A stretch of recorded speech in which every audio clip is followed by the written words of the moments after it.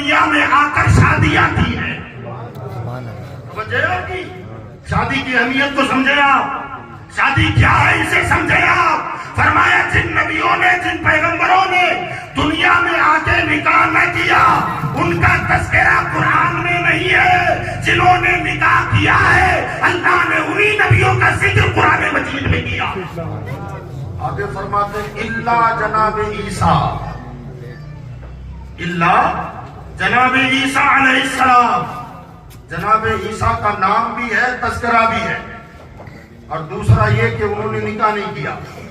فرماتے ہیں جب اللہ تعالیٰ کی عادت کریمہ ہے کہ انہی نبیوں کا ذکر کرتا ہے جنہوں نے شادی کی، تو حضرت عیسیٰ بغیر شادی والوں کا ذکر قرآن میں کیوں آیا؟ امام غزالی خود فرماتے ہیں، فرمایا نکاح تو نہیں کیا مگر ذکر قرآن میں اس لیے آیا کہ قرب قیامت میں جناب عیسیٰ دوبارہ زمین پر آئیں گے، اور جب آئیں گے تب نکاح کریں گے، اس لیے ایڈوانس میں اللہ نے ذکر کر دیا. یہ قرآن میں ذکر کرنے کا مقصد کیا تھا؟ تاکہ قرآن پڑھنے والوں کو اور قرآن کے ماننے والوں کو شادی کی اہمیت کا پتہ چلے کہ اللہ کے دربار میں نکاح کرنا کتنا پسندیدہ عمل ہے کہ اللہ تعالیٰ نے انہی نبیوں کا ذکر قرآن میں فرمایا جنہوں نے دنیا میں آ کر کے نکاح کیا ہے. اور دوسری بات میں عرض کروں، یاد رکھیے گا یہ دنیا رشتہ داریوں سے بھری ہوئی ہے.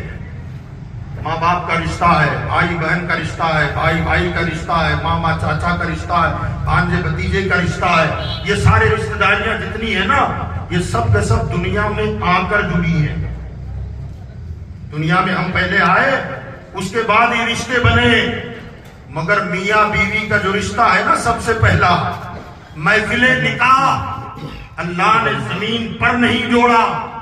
اللہ تعالیٰ نے دنیا کا سب سے پہلا انسان حضرت آدم اور ثانی حضرت حوا ان کا جو رشتہ زوجیت منعقد کیا، محفل نکاح سجائی، تو زمین پر میاں بیوی کا رشتہ نہیں جوڑا بلکہ اس رشتے کو جوڑنے کی محفل اللہ نے جنت میں سجائی ہے.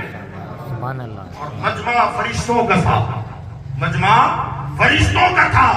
دولہا ہمارے جد امجد آدم علیہ السلام، دولہن ہماری جدہ محترمہ حضرت سیدہ حوا رضی اللہ تعالیٰ عنہ. اللہ تعالیٰ نے ان دونوں کا نکاح جنت میں کروا کر یہ پیغام دیا ہے کہ یہ رشتہ زوجیت اللہ کے دربار میں اتنا مقبول اور اتنا محبوب ترین ہے کہ اللہ نے ہر رشتے کو زمین پر پھینک کر جوڑا ہے، مگر میاں بیوی کے رشتے کو اللہ نے جنت میں جوڑا ہے تاکہ اس رشتے کی اہمیت کا تم اندازہ لگا سکو. حضرات گرامی، تو شادیاں ہماری ضرورت تو ہے مگر حکم خدا سمجھ کر کرو گے تو عبادت، حکم مصطفیٰ سمجھ کے کرو گے تو عبادت.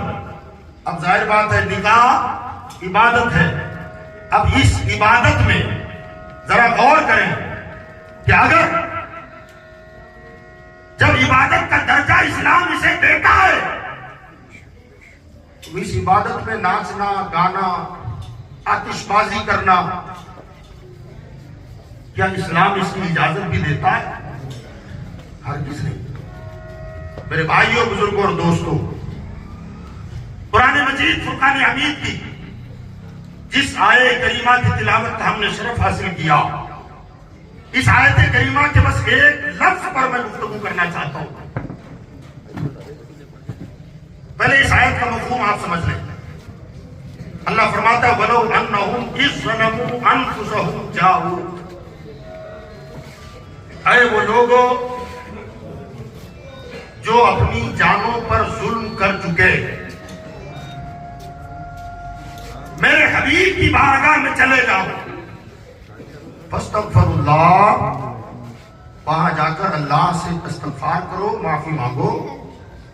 واستغفر لهم الرسول، اور میرے حبیب بھی میرے رسول بھی تمہارے لیے مغفرت کی دعا کر دیں، لوجدوا اللہ توابا رحیما، تو تم ضرور اللہ کو بہت زیادہ توبہ ان کا قبول فرمانے والا مہربان پاؤ گے.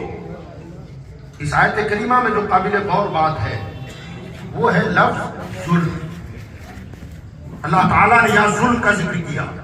اِذْ ظَلَمُوا، جنہوں نے ظلم کیا، کس پر ظلم کیا؟ انفسہم، اپنے آپ پر ظلم کیا، اپنی جان پر ظلم کیا۔ آپ ذرا اس کا ڈیفینیشن سمجھیں کہ اللہ تعالیٰ فرما رہا ہے کہ وہ لوگ جنہوں نے اپنے آپ پر ظلم کیا۔ آخر ظلم کہتے کسے؟ ایک ظلم تو وہ ہے جو مشہور زمانہ ہے، جسے ہم اور آپ اچھی طرح سمجھتے ہیں، اور آج پوری دنیا اس سے بھری ہوئی ہے۔ کوئی کسی کو قتل کر دیتا ہے، ہم کہتے ہیں یار بڑا ظلم کیا۔ کسی نے کسی کا کاروبار لوٹ لیا، کہتے ہیں بڑا ظلم کیا۔ کسی نے کسی کا گھر جلا دیا تو بڑا ظلم ہوا۔ کسی نے مکان کو گروا دیا، بلڈوزر لگا دیا، لوگ کہتے ہیں بڑا زیادتی ہو رہی ہے، ظلم ہو رہا ہے۔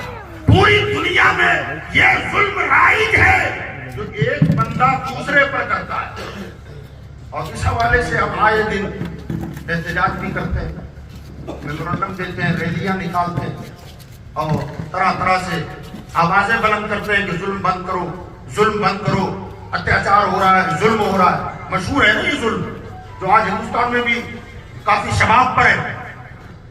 اللہ تعالیٰ ظالموں کا انجام تک پہنچائے، آمین کہیں۔ آمین۔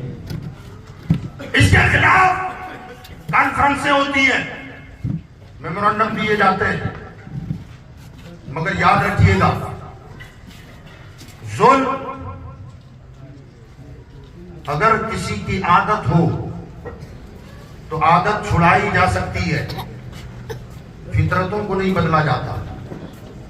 کسی کی فطرت میں